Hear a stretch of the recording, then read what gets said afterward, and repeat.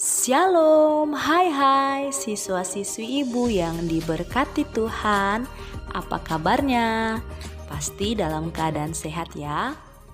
Puji Tuhan, hari ini kita boleh kembali dipertemukan lewat video pembelajaran mata pelajaran pendidikan agama Kristen. Nah, siswa-siswi ibu yang diberkati Tuhan, hari ini kita akan memulai kegiatan belajar kita. Dan seperti biasa, sebelum memulai pelajaran, kita akan awali terlebih dahulu dengan berdoa. Mari persiapkan diri kamu, kita bersatu di dalam doa. Tuhan Yesus Kristus, terima kasih karena hari ini Engkau kembali memberikan kami kesempatan untuk melaksanakan kegiatan belajar lewat video pembelajaran ini. Maka dari itu Tuhan, kami memohon Engkau hadir dan memberkati kegiatan belajar kami semuanya berjalan lancar dan berikan kami hikmat serta kepintaran untuk mengikutinya. Di dalam nama Tuhan Yesus Kristus, kami berdoa dan mengucap syukur. Amin. Nah, siswa-siswi ibu yang diberkati Tuhan, kita akan memulai pelajaran kita. Namun sebelum ibu masuk dalam penjelasan materi, adapun terlebih dahulu ibu akan sampaikan tujuan pembelajaran kita pada hari ini. Nah, tujuan pembelajaran kita hari ini adalah yang pertama, agar siswa dapat menjelaskan pentingnya perubahan. Yang kedua, agar siswa dapat mendeskripsikan contoh bagaimana manusia mengubah hidup dan perilakunya agar dapat bertahan dan berkembang di dunia. Dan yang ketiga, agar siswa dapat menyusun kegiatan perubahan di dalam gereja masing-masing. Nah, anak-anak ibu sekaliannya, itu dia tujuan pembelajaran kita. Nah, judul materi yang akan kita pelajari hari ini yaitu tentang gereja yang memperbarui diri. Oke anak-anak ibu sekaliannya, silakan kamu buka buku pelajaran kamu masing-masing dan lihat pada bab 7, judulnya Gereja yang Memperbarui Diri. Dalam buku tersebut ada tertulis cerita singkat dengan judul Kucing Dipiara. Silakan kamu baca, kamu pahami cerita tersebut ya. Ini tentang seekor kucing yang sering sekali mengganggu kepala biara dan murid-murid yang mengadakan doa malam.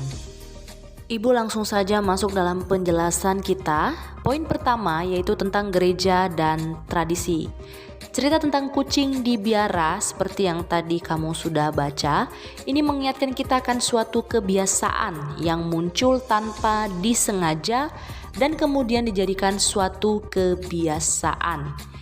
Nah, kata tradisi berasal dari bahasa Latin, yaitu traditio, yang artinya sesuatu yang diwariskan atau sesuatu yang diturunkan kepada pihak penerus atau kebiasaan.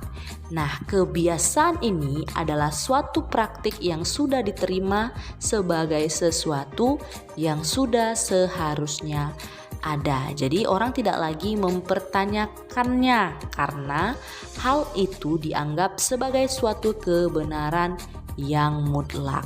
Gereja ternyata adalah sebuah komunitas yang revolusioner ya.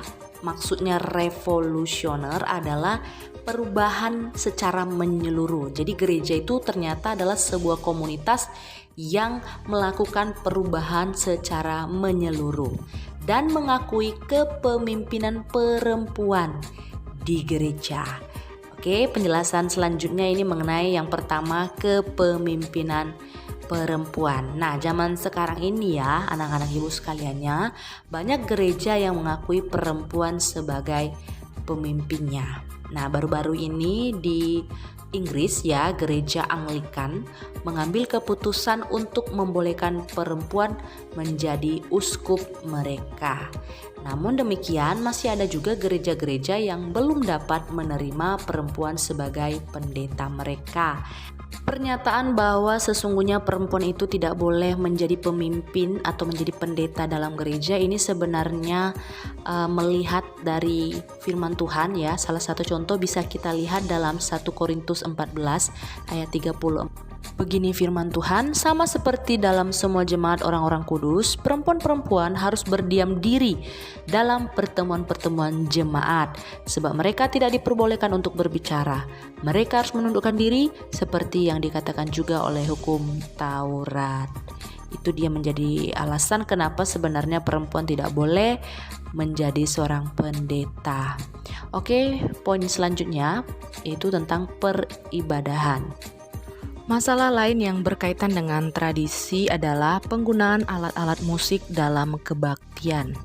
Alat musik apakah yang layak dan yang tidak layak dipergunakan?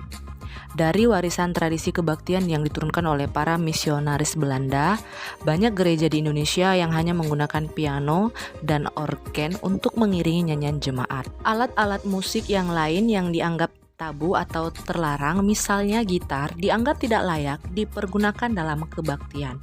Begitu pula alat-alat musik tradisional seperti gamelan atau gondang Batak dianggap sebagai musik orang kafir sehingga tidak boleh dimainkan dalam kebaktian-kebaktian di gereja. Karena itulah sekarang kita melihat banyak sekali gereja-gereja yang mengembangkan musik kreatif dengan alat-alat musik yang diangkat dari tradisi setempat. Oke, penjelasan selanjutnya poin yang ketiga yaitu pemikiran teologis. Perubahan berikutnya yang perlu kita pahami adalah perubahan dalam perkembangan teologi. Banyak orang yang keliru memahami dan menganggap bahwa teologi datang sebagai wahyu dari Allah kepada manusia. Salah satu contoh tentang perubahan dalam pemikiran teologis adalah pemahaman mengenai bumi dan matahari. Manusia di masa lampau percaya bahwa matahari berputar mengelilingi bumi. Pendapat ini disanggah oleh Galileo Galilei, seorang ahli astronomi pada 1610. Galileo menerbitkan bukunya berjudul Sidereus Nuncius, memuat hasil pengamatannya dengan menggunakan teleskop yang baru terhadap bagian-bagian bulan-bulan yang mengorbit di sekitar Jupiter, bagian-bagian Venus, dan lain-lain. Dari pengamatannya itu ia menyimpulkan bahwa bumilah yang beredar mengelilingi matahari, bukan sebaliknya. Nanti mengenai Galileo Galilei kalian bisa cari tahu melalui Google ya. Nah, sebuah pemikiran teologis lain yang mengalami perubahan adalah pandangan orang Kristen terhadap orang-orang kulit hitam dan orang-orang kulit berwarna lainnya. Pada masa lampau di dunia barat termasuk di Afrika Selatan, orang Kristen kulit putih menganggap orang kulit hitam dan kulit berwarna lainnya lebih rendah derajatnya daripada orang kulit putih. Di Afrika Selatan biasanya ini dikenal dengan politik apartheid, yaitu politik yang membeda-bedakan warna kulit. Mereka mengajukan dasar-dasar teologis yang mengatakan bahwa orang-orang kulit putih adalah keturunan Yafet anak Nuh, sementara orang-orang kulit hitam adalah keturunan Ham.